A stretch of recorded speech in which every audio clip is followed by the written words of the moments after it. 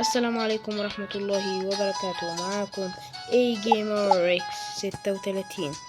مقطع اليوم مقطع تعريف عن نفسي ومن انا وكده.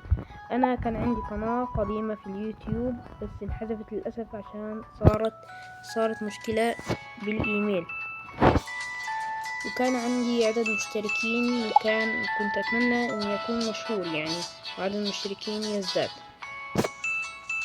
بس للأسف حصل مشكلة والقناة انحذفت، فاضطريت أعمل إيميل جديد وقناة جديدة، وأرجو عدد المشتركين يرجع زي ما كان ويزداد بإذن الله.